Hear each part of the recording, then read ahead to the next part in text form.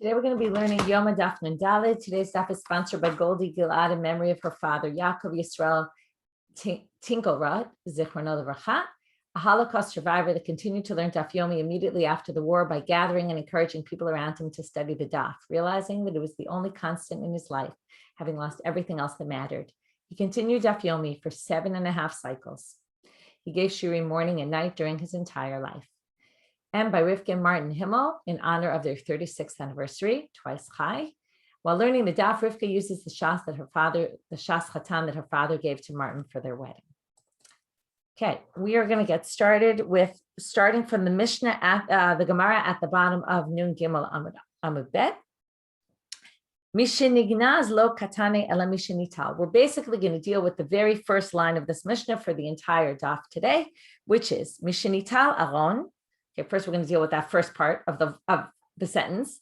Once the Aron was taken out, that's literally what it means, Mishenital.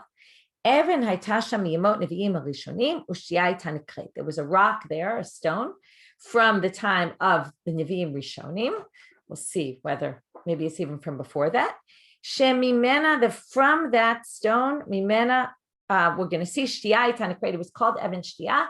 Why it's called Even Shtiyah, we're going to see at the very end of today's daf. So the whole first part of the daf is going to deal with this Aron, the Aron Mishenital. So the Gemara points out that it doesn't say Mishenignaz. Until now, we've been saying the Aron was hidden. It doesn't say Mishenignaz Aron from when the Aron was hidden. So Ela Mishenital, but it was taken. So Tnan Kemanda Amar Aron Galala Bavel. It sounds like this Mishnah goes by the approach that says that the Aron was taken to Bavel. Okay, and not that it was hidden by Yoshiyahu that we saw a few days ago. And if you recall, we saw both these opinions in Masechet Shkalim when we discussed this, right? Until now, it was about 2 dapim ago, we saw just the opinion that the Aron went to Babel, the opinion that the Aron was hidden by Yoshiyahu, but not the one that it went to Babylonia. Now we're going to see both opinions. Titanya, it says in the following Braita, and just to remind you, if you haven't yet read or listened, there's the article of Shuli Mishkan in Flashback and Daf Mishalahem. Both of them deal with this topic this week. Titanya, Rabbi Eliezer Omer, Aron Gala leBavel shene'emar. How do we know the Aron went to Babel according to Rabbi Eliezer? Because it says, U'letchuvat hashana shalach hamelech Nebuchadnezzar v'yivi'eu Bavela im klei chemdat Beit Hashem. Okay, Melech Nebuchadnezzar basically brought it to Babel with all the klei chemdat Beit Hashem. That means all the prized possessions. What are the prized possessions? Obviously, that includes the Aron, right? That's the most prized kli of all of them. Rabbi Shimon ben Yochai Omer Aron Gala leBavel. Rabbi Shimon bar Yochai also thinks it went to Bavel, although we're going to see in a minute that someone disagrees, Ula disagrees and thinks that Rabbi Shimon bar Yochai said the opposite. But right now he's quoting this opinion. Aron Gala leBavel shene'emar lo yivater davar hamar Hashem. Nothing is going to remain. Okay, this is what God said, right? This is a prophecy in Yeshayahu, that nothing will remain. Now, what is davar? Davar is a reference to Elo Aseret HaDibrot Shebo, the davar, dibrot. It's a reference to the 10 Commandments, and the 10 Commandments were inside the Aron. So therefore, if the 10 Commandments were inside the Aron and they weren't going to be left, means they were going to be taken away by the Babylonians. So therefore, it was taken to Bavel. Rabbi Yehuda ben Lakish Omer, we're still in this Braita, he was in a Tana of the end generation. Aron bimkomo nignaz, shene'emar. No, it was actually kept in its place and it was hidden underground there. Shene'emar, and it seems to say where it was. It was kind of nignaz underneath where it was, although we're going to see later that it was an opinion that wasn't hidden where it was. It was actually hidden in a different place in the temple.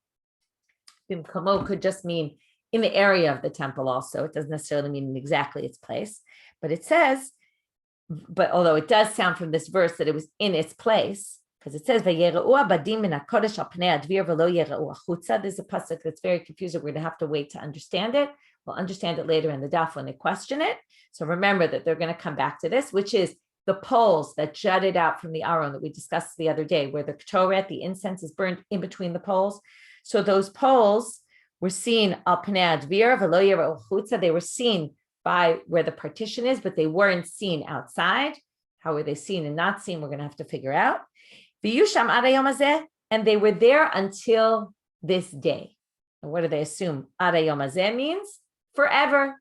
They're always going to be there, which means it must have been buried. Okay, the Aron was buried.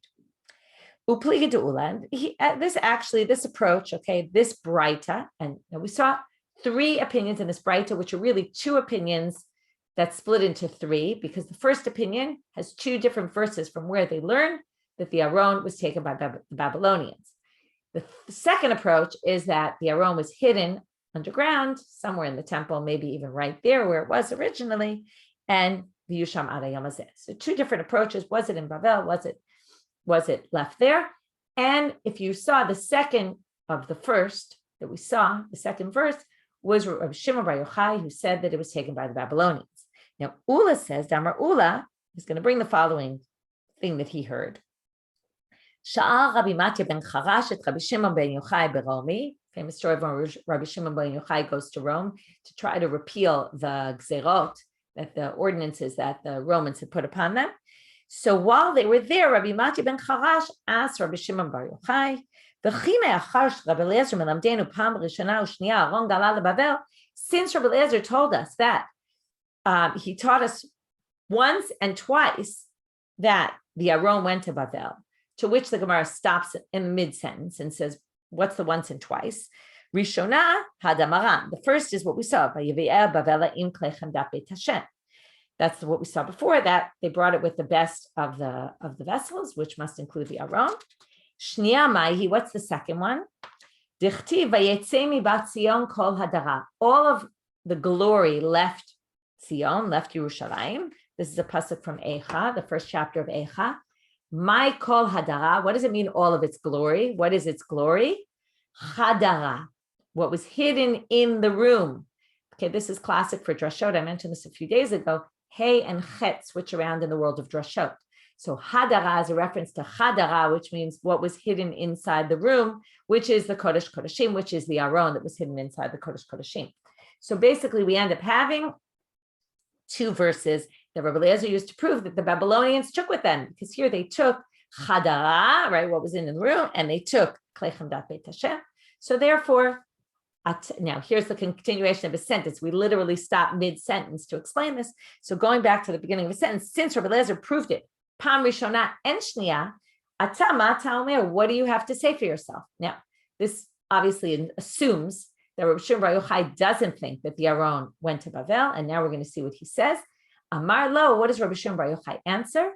Shani omer, Aron bimkomo nignaz, I think it was left in its place. Shene'emar, v'ya'arichu habadim v'chulei. And that's exactly the verse we quoted before, that the badim were long, they extended long out.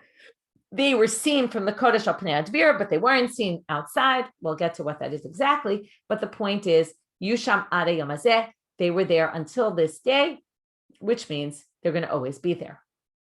Okay. Now you might be thinking, wait, I've seen sometimes in the Torah or the Nevi'im where they say Ada Yomazeh, and they don't mean forever. And that's exactly going to be what's going to bother the Gemara right now. Amalei Rava Le'ula, my mashma.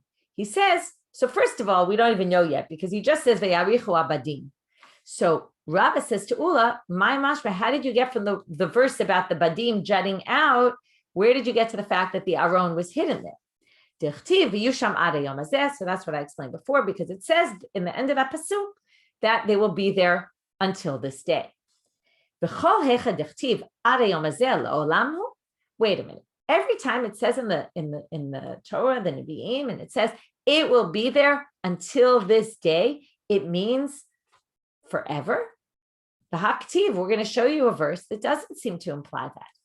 Ve'et hayivusi yoshev Yerushalayim. Okay, we're now in Sefer Shoftim, the beginning of Sefer Shoftim, where it describes that even though they should have conquered everything in Yoshua, Sefer Shoftim in the beginning, they point out that the Yivusi yoshev Yerushalayim lo horishu b'nei Binyamin.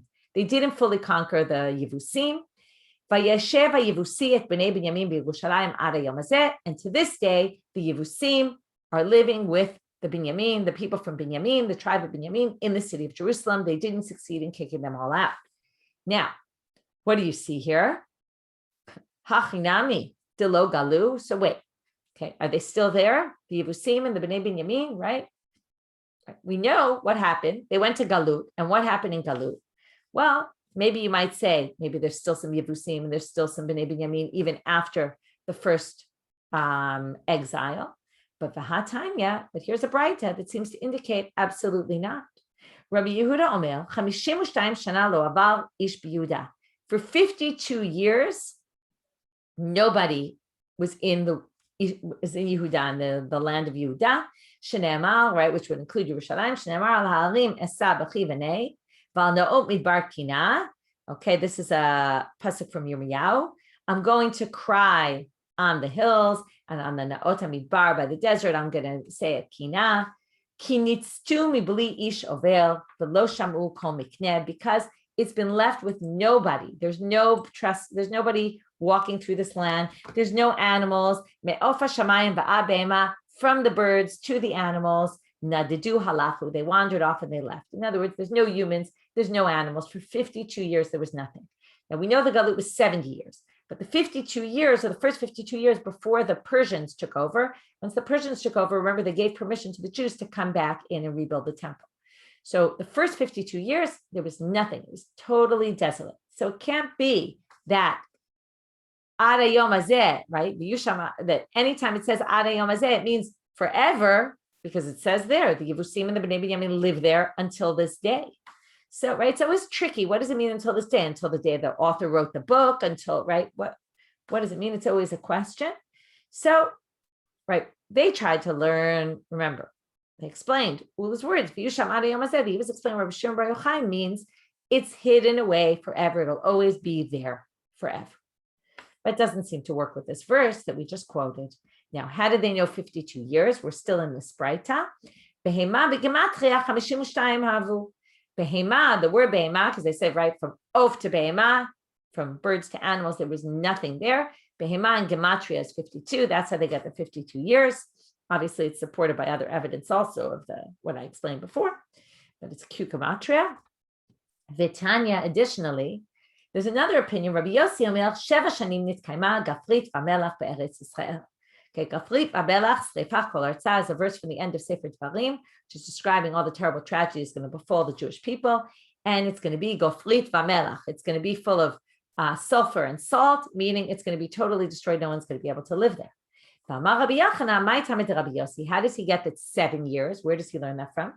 Okay, he learns it from the word brit that appears in Sefer Daniel and the word brit that appears there in Sefer Dvarim. Okay, that's where Daniel is talking about this idea of a brit for one shavua. Shavua is not shavua like we call shavua, but shavua is a 7-year cycle. When it talks about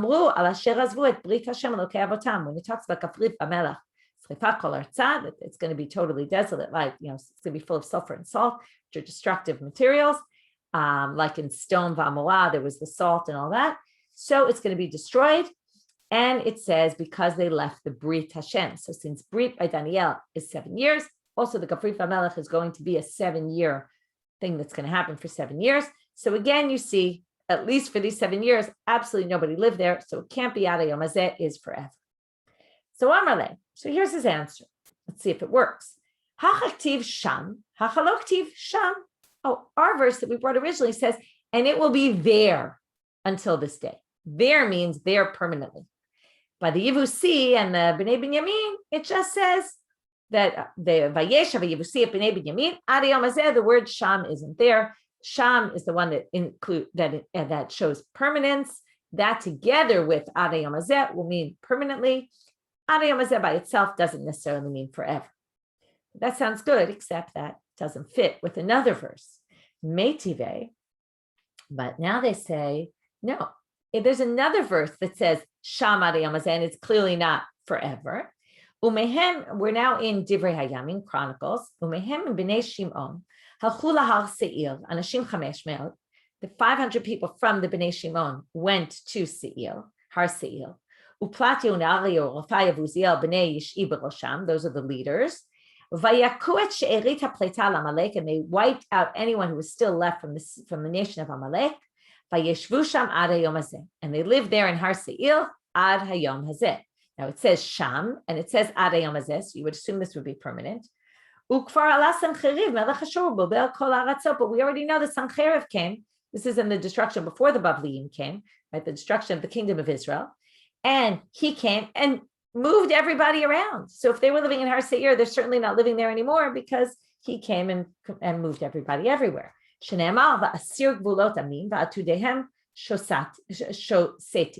Okay, basically I took away the borders of the nations, right? I mixed them all around and I took their treasures. I kind of took them away from them and everybody was moved from place to place. So Sham Ade Yom Hazeh doesn't mean permanently, in which we end with Tiyuvta. We actually have a difficulty with that verse. That verse is not really a good proof that the Aron was left there forever, because Yusham Ade Yom Hazeh doesn't necessarily mean forever. So it doesn't necessarily mean that it was hidden underground. Amar Rav Nachman. Now, as I said, we were going to talk about where the Aron was stored. Okay, so either there's an opinion here that says it was stored bimkomo, mamash, it means literally in its place. And then we have two opinions here, or maybe even if you say bimkomo, maybe it just means in the mikdash somewhere. And now we're going to see where in the mikdash it was. Amar Rav Nachman, Tana. Rav Nachman brings a braita. The Chachamim Obrim, hopefully you'll remember this from Masechet Shkalim, right? The stories are definitely more memorable. We'll get to a good story here. The Aron was in the Lishka of the Dir HaEtzim. The Lishka Dir HaEtzim is, right, it was buried under the ground in that Lishka. It was in the Lishka. If you remember, there's four of the four corners of the Ezrat Nashim. One of them on the eastern side is the Lishka Dir HaEtzim, where they would gather the wood and prepare it, make sure there were no worms in it, and prepare it for going into the temple for use on the altar. So it was buried in that room. In fact, what that Braita says, we can also see from a Mishnah in Masechet Shkalim. What you don't see is the Mishnah that precedes this Mishnah, which talks about specifically the Dir HaEtzim. Otherwise, this doesn't make sense because it doesn't mention the Dir HaEtzim. But if you look in the context there, it's obvious that it's about the Dir HaEtzim. And then it says, there was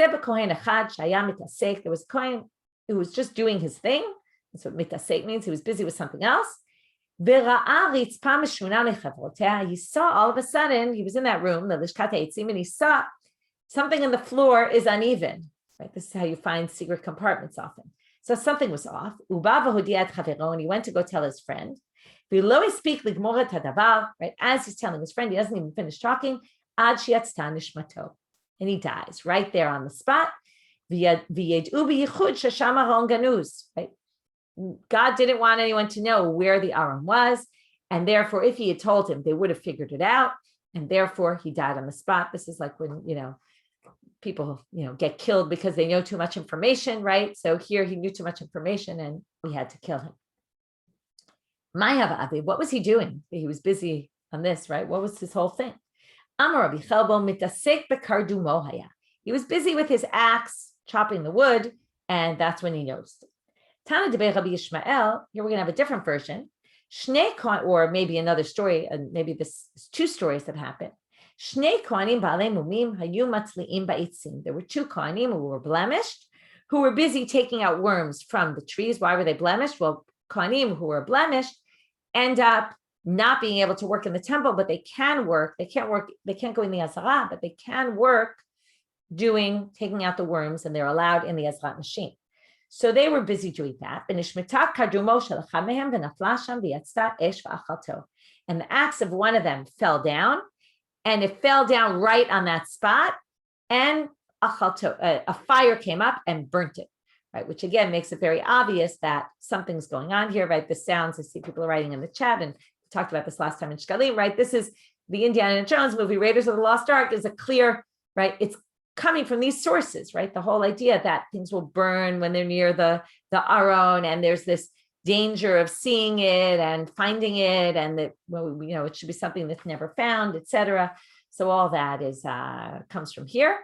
And if I remember in Shkalim, I didn't look here, but I remember, I'm not sure if it appears word for word the same way, but there were two interpretations, whether the axe got devoured by the fire, or actually the Kohen got devoured by the fire, or maybe both Kohanim. I mean, it says achalto singular, so it sounds like one, but maybe the one whose axe it was, maybe he even got burnt by the fire, right? How dangerous it was, and maybe there was a concern again. If there's a concern they're going to see, well, burning the first one is more, no one's allowed to see it, and that's why he had to get killed.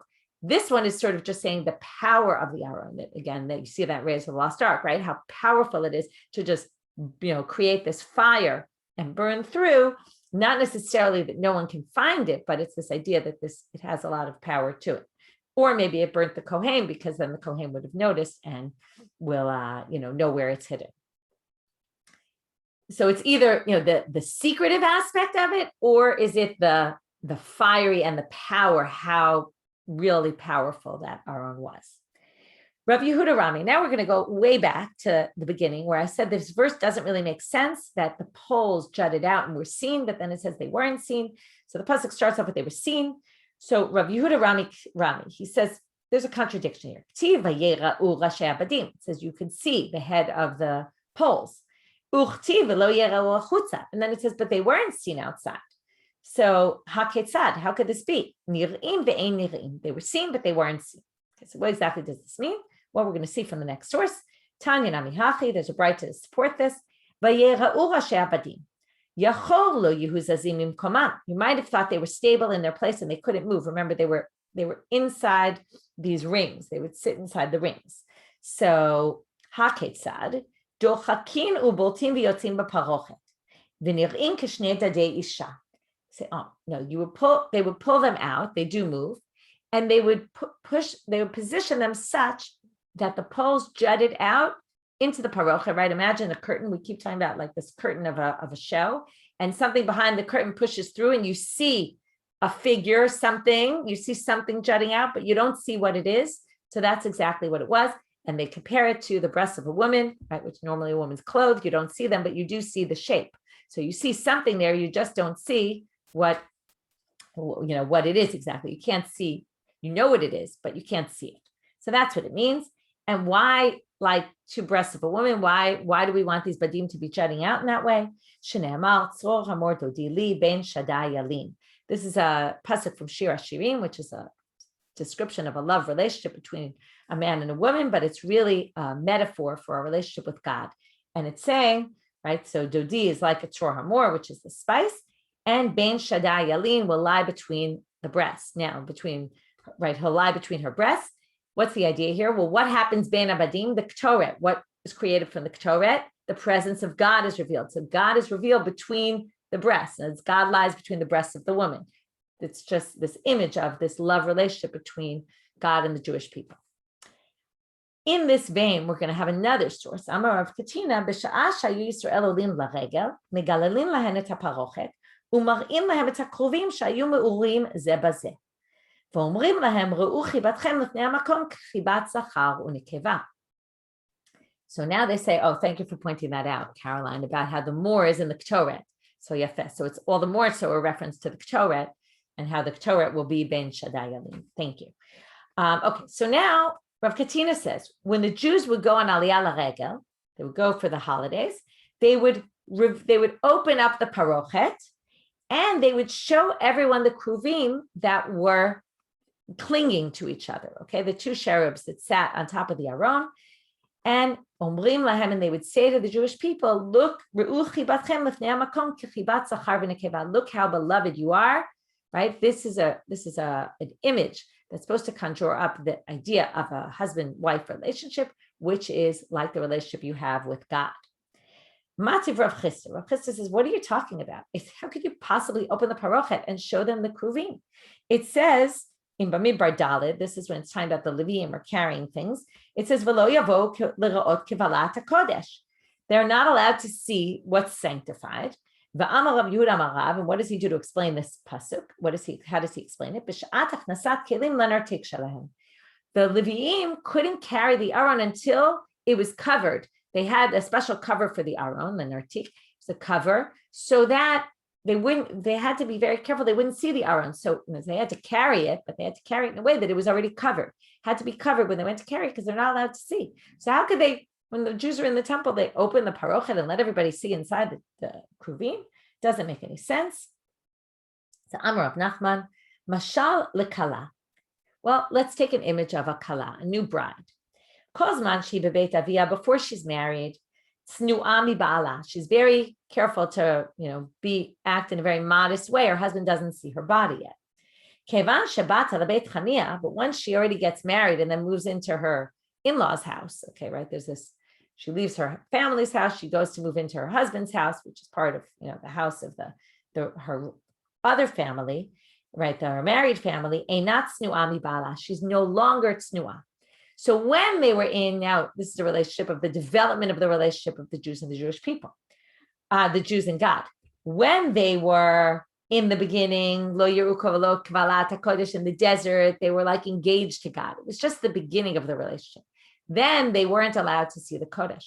But once they got to the temple, already that was like the marriage. And then they don't have to be as cautious, and they actually could see the kruvim.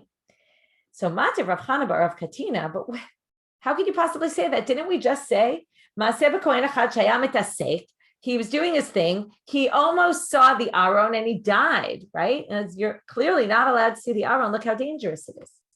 So Amrle, the story gets more interesting here, or a little, you can wonder about this, but Nitgar Shaka Amarta, you're bringing a case from the Second Temple period when they were already divorced from God. In other words, they got divorced from God in between the First Temple and the Second Temple, if we're talking about the relationship, right? There was a break in the relationship, and then they got remarried.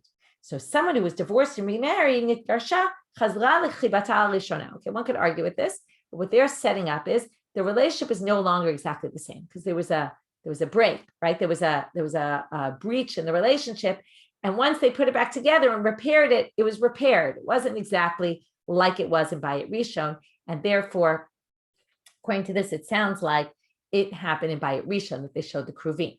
However, despite that, it seems to indicate that the Gemara now asked the Mayaskina, which temple were they discussing here? That they would reveal the parochet and show open up the parochet and show the people the kruvim. So okay, we have two problems here. If you're going to say it was Bayit Rishon, there was no parochet. Remember, we said there was the amatraxim.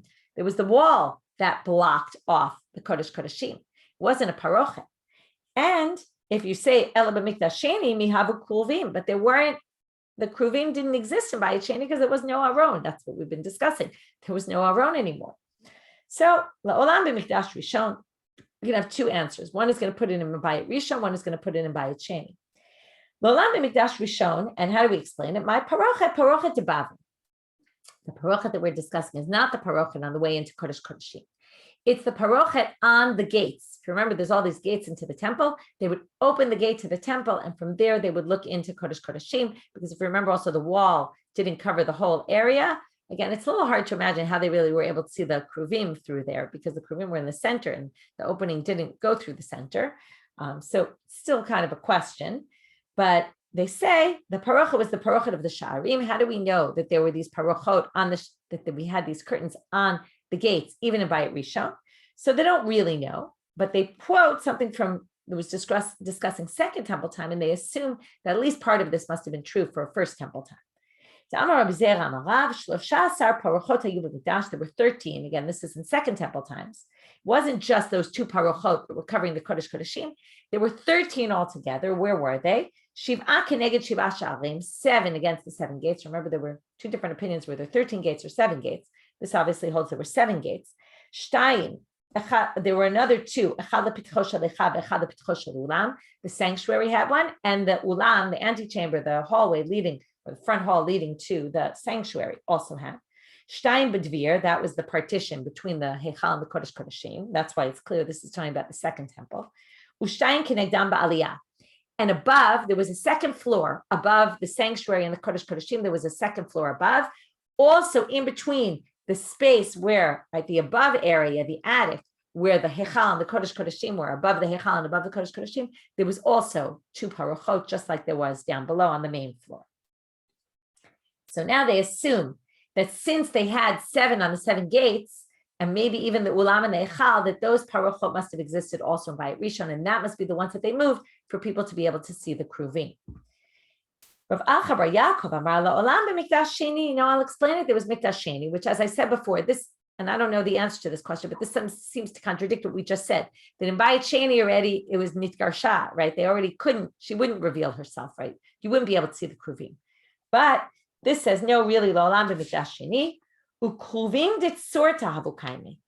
They weren't the real kruvim that were on the Aron. What they saw, and that maybe makes sense then, that you could actually see it from far away, because there's no, even though the opening of the parochet was on the side, right, that or I guess you could have theoretically opened the parochet all the way, right? When you had a wall, you can't open the wall all the way, but if you have a parochet, you could have opened it all the way.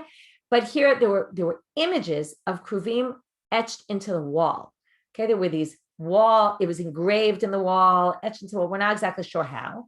Okay, I'll talk about it in one more minute, but they had these surot engraved in the wall. And so that's what they're talking about. They saw the kruvim that were clinging to each other in pictures on the wall. It wasn't the actual kruvim on the aron. How do we know that this such thing existed, that there were kruvim etched into the wall? Well, even in Bayit Rishon, they had them. Ve'et kol kirot habayit mesav kala. There's pituchei miklaot. I'm reading some of the parts of the pasuk that they cut out. Kruvim v'timrot u'pturei tzitzim. Okay, there were all these different images, and one of them is the kruvim. V'tzipa zahav miyushar ala mechuka. Okay, this is describing they were covered with gold. Anyway, the point is they clearly had things on the wall, engraved into the wall, and that's what we're discussing here. I see someone asked, weren't there on the parochet? It's true there were pictures of kruvim on the parochet, but for that you wouldn't need to move the parochet and open it in order to see inside. So therefore it has to be that there's something inside that was covered by the parochet that we had to see in order to see the kruvim. So there's very interesting, and I would say very long Tosfot. If you have a regular Gemara in front of you, it starts on this stuff. It looks very short, but it continues on to the next page, and it goes, and it's a huge. That's why the second side of the page is a little bit short, because there's this huge long Tosfot. And in Gefet this week, Rabbanit Shimoni talks about this idea: are you allowed to do engraved images? Isn't this like a pesel? Lo taseh kol pesel kol tmuna. How can they've made these images of the kruvim? Right. And there's a whole discussion in Tosfot, and it's very interesting, especially if you're into art and sculptures and, what's allowed, what's not allowed. It's very interesting. So you can listen to Rabbanit Shimoni in Gefet about that. Okay. If you were looking for it on our site, you have to go to the Hebrew side of the site. All the Hebrew content sits on the Hebrew side of the site, whereas the English content sits on the English. There's a flag at the top. You can just switch languages easily, and then just go to today's daf, and there's a link to it on today's daf, or on the homepage, there's a link to all the extra stuff, all the extra articles and vlogs and videos on the daf. Okay, now we're going to see another thing about this. Uchtiv, he says, in addition, it says, Kemal ishu levoyot. How do we know these kruvim were clinging to each other in the pictures? Because it says, Kemal ishu levayot. So what is Kemal ishu levayot? Amar Rabba bar Shila, ki ish ha'me'ureh belevaya shelo, like a man who's intertwined with his partner. So therefore, they said the kruvim, the image of the kruvim, looked like this relationship between man and woman. Amar Rish Lakish. Now we're going to talk about something negative about this. When they entered the sanctuary and they came to destroy the temple, they saw these images on the wall of these kruvim that were intertwined. Which makes it sound like they weren't just pictures, but they were something that you could actually remove. They took them out into the shuk v'amru, and they basically portrayed it to all the people to denigrate the Jews. Yisrael halalu sheberchatam bracha uklalatan klala. These Jews who claim to be so great that their bracha is a bracha and their klala is a klala. What exactly this means is a good question. Different opinions about what exactly this means. Maybe it's a reference to Bilam, that anyone tries to curse them, it will be a blessing. Or maybe it's a reference that there's brachot said about them that they'll be blessed, and there's also klalot said about them they'll be cursed when things go bad. Yeah, but whatever it is, it's describing the Jewish people. Yasku b'dvarim halalu, what they have in their temple, these pornographic images of, they weren't exactly pornographic, but the idea being this is what they have, this man, this male-female relationship in the middle of their temple, so inappropriate. Miyad hizilum, they disgrace them using this, they cheapen them. Shneamar, and here's a reference to the verse in Echad that says, Kol machabdea yizilua ki ra'u ervata. Okay, they were disgraced because they saw their erva. Now, usually you assume this pasuk means that they saw their licentious behavior. But here they're saying ra'u ervata, in their temple, they had these images that were about the relationship between man and woman, and it seemed inappropriate. So they basically took this out of context, right? Here we had this beautiful image, and it's a reference to God and the Jewish people, but they used it right? This is a good, and maybe that's why there's this reference to Berchatan Bracha and Klalatan Klala, and this idea of Bilam, how you can switch things around. You can take something and twist it to say something else. This we know, unfortunately, all the time in the media does this, right? They take something out of context and they twist it to mean something horrible that maybe the person really didn't say something horrible, but they make it sound that way. So this is a good example of taking something that was this beautiful idea, and yet they took it and they basically humiliated us using it. Okay, we're finished. That was the whole section on the Aron. So we started off with, was it nignaz or was it taken to Bavel? Right, and the whole thing, as we tried to say, the Mishnah clearly seems to go of the approach that it was taken to Bavel. And then we got off on things about the kruvim that were on the Aron and mikdash rishon, mikdash sheni, right? What was there? What was, right? Since there were no kruvim, how do we explain this? Kruvim, they must have been drawn on the wall. That's what they're referring to. Okay, now we're getting back to this Even Shtia. So Shtia tanikret, Tana shemimena hu shtat ha'olam. Why, right? So there's a braita that explains why the Mishnah say it's called the Even Shtia, because it means it's the foundation stone. It's the stone from which the world was created. So now they say, so that shows that the world was created from Jerusalem, right? From where the Temple Mount is. So this Mishnah seems to also go, just like we started with, it goes according to the opinion that the Aron was taken to Babylonia. It also goes according to the opinion that the world was created from Sion. Okay, and now I'm going to see 4 opinions about from where the world was created. Titania, Rabbi Eliezer Omer, Olam me'emtze uto nivra. It was created from the center. It started from some central point. Shenemal, bitseket. They're now going to quote a bunch of verses from Eo for the first few proofs. Bitseket afar lemutzako regavim yidubaku. It's describing the creation of the world. It was like mound upon mound upon mound, right? It started with one mound of dirt, and then more dirt was added, more clods of earth were added to that. And from there, the world was created. So one central place, and everything was created from there, but it was from the center of the world. We don't know exactly where the center of the world is. Rabbi Yoshua Omer, Olam le'etzadim nivra. It was actually created from all 4 corners. Shenemar ki lasheled yomal heve aretz. The world was created, again, a verse from Eov.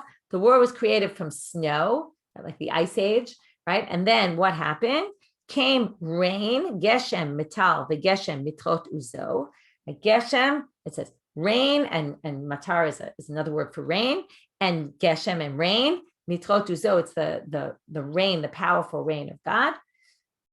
Seems to say, notice there's 4 words to describe the rain. So they say that shows the 4 corners of the earth, right? Even though the earth isn't square, but right, they first of all didn't know the earth was round necessarily, and right, it's saying the 4 corners of the earth. We always say that. And what it means is that basically the rains came from all over, melted the snow, and that's how the world was created. So it wasn't one place, it was kind of all over at the same time. Rabbi Yitzchak Amar, Even Yara Kadosh Baruch Hu Bayam. Here's a very different image. Umimenu nishtat ha'olam, shenemar, Ama Adonai utbeu, Omi Yara Even Pinata. So let's start from the verse in Eov. It says, right, it's describing God, and who's the one who shot the foundation stone. So they say, shot a foundation stone. It sounds like God from the heavens shot down a stone, and from that, right, it kind of came like a shooting stone. From that, the world was created. Not that God took a place on earth, right? He kind of took something external to the earth, threw it down into earth, and from that, the world was created. I'm sure, there's a lot to be said about these things, a lot to think about, what the difference is between all these opinions. The Chachamim omrim mitzion nivra, and here's the opinion we were looking for. It really was created from Zion. Shenemar, Mizmor la'asaf el Elohim Hashem. Okay, the continuation of that pasuk is Elohim Hashem diber vayikra eretz mimizrach shemesh ad meva'o. God spoke and he called the land, right, to be created from Mizrach Shemesh ad meva'o. Mitzion mechlal yofi Elohim ofia. Where, right, the whole beauty of the world came from Zion. So there you see, it all was started there. And from there, all the beauty of the world came from. So there, we're basically saying the rabbi's opinion must be the opinion in our Mishnah. Our Mishnah holds by the rabbi's opinion.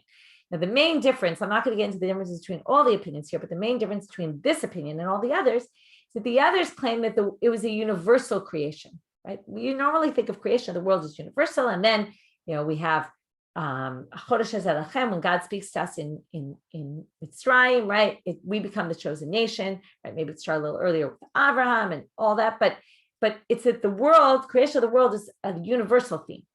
This is saying, no, that even at the creation, it was already predetermined that we were going to be the holy people, and that, it was, or at least Yerushalayim was going to be the central place. And it's kind of placing us at the center of the universe. We're the center, and from us, everything was built, as opposed to other ones saying, no, no, no. The universe is the universe. And then, we kind of grew from there. But it wasn't that it was all from the beginning. And that was how it started, right? That it started universal and then went personal, or really from the beginning, we were going to be the chosen people, and it went from there. And this theme finds itself in many, many places in Judaism, these two approaches to creation, right? The main place, or not the main place, many main places, but in the davening on Rosh Hashanah, there's Malchuyot, which is all about kingdom of God in general, and God is ruler over the whole world. And then it gets specific to, what's our place in that? And there's two different themes going on. There's two different Malchuyot. Anyway, that's a whole interesting thing in and of itself. Okay, let's continue. Tanya Rabbi Eliezer Agadol Omer. Now we're going to have another braita that seems to indicate that there's these two approaches. All right, there's really four, but these two main ones, is it from Sion or is it in general? This is from the second chapter of Breshit. B'yom asot Hashem Elokim eretz v'shamayim. So why does it say Ele todot hashamayim v'haaretz b'hi bar'am? Todot shamayim, which means there's todot shamayim and there's todot aretz. There's the heavens, there's the earth. The earth, todot shamayim, mishamayim nivru, were created from the earth. Todot haaretz me'aretz nivru. In other words, the heavens had their own creation. The land had its own. The world had its own creation. This even takes it farther than you might have thought. Not only was the whole world created, the whole world down here was created from Sion, even the heavens were created from Sion. שנאמר מזמור לאסף אל אלוהים השם דיבר, ויקרא ארץ ממזרח שמש עם מבואו, ואומר מציון מכלל יופי אלוהים מופיע, ממנו מכלל יופיו של עולם. And they take it farther to say, the world includes even the heavens above, and that really it all came from Sion, and from there even the heavens were created. With this, we'll end for today, and in the next shiur, it's all about, that you'll learn on Shabbat, or before Shabbat or after, about the blood sprinklings of the Kohen Gadol. Okay, we had this lofty daf that was a little bit more up there. We're going to get down to nitty-gritty details, practical, why they count in that weird way, how many haza'ot, where they did them, what was the order, all those things. That's in tomorrow's daf. Have a Shabbat Shalom, everyone.